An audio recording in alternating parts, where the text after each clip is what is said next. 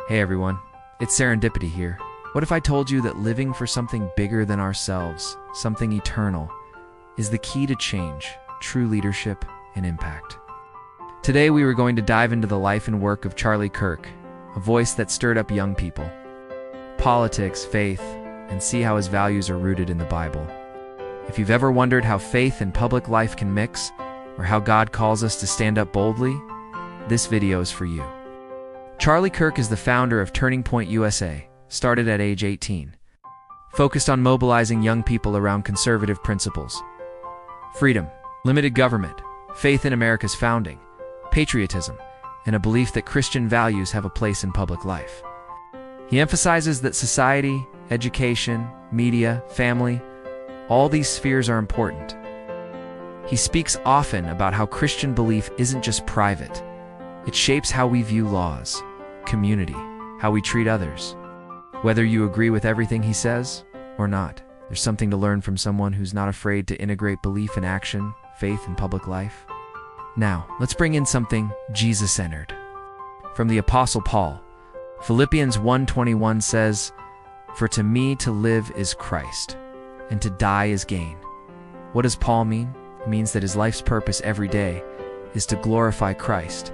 When he wakes up, he eats. When he speaks, whether he lives or dies. Living means serving Christ, and dying means entering more fully into his presence. There's no fear, only gain. Paul's life shows that his identity, his mission, and his hope are all wrapped up in Christ. So, how does Charlie Kirk's approach relate to live as Christ? Purpose and identity.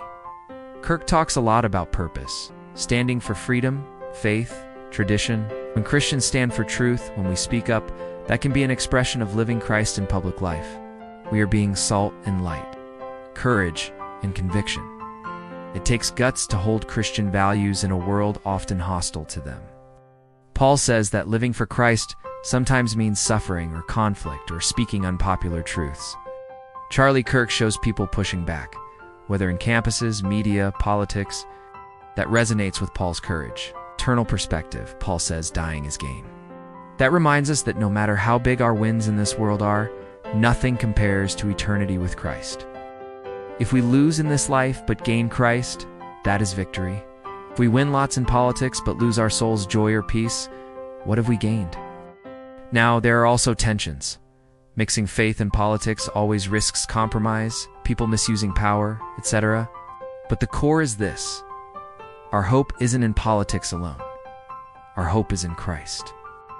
So what does this mean for you and me? Especially for young people, believers, those watching. Let your faith shape your public voice. Speak truth with grace. Stand for justice, mercy, honesty. Let people see Christ in your integrity and your courage. Remember, your identity is not your political ideology. You're following your popularity, but that you are a child of God, saved by grace. Philippians 1:21 reminds us, live for Christ first. Everything else is secondary. Don't fear opposition. If standing for Christ draws pushback, remember Paul? Whether in life or death, Christ is exalted. There is gain in living for him, even in suffering. Use platforms wisely, whether YouTube, social media, conversations at home. You have a voice. Let it build, encourage, warn, love. Live boldly but humbly. Charlie Kirk's life reminds us, faith can be active in the boardroom, the classroom, the streets. But Philippians 1:21 reminds us it must always begin inside. Christ in us is our purpose, our power, our peace. Live for him, serve him. Let every speech, every vote, every act reflect that. Because to live is Christ and to die is gain. If this spoke to you, hit like, share with someone who needs courage today, and drop a comment.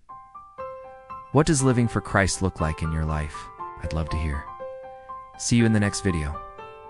God bless you.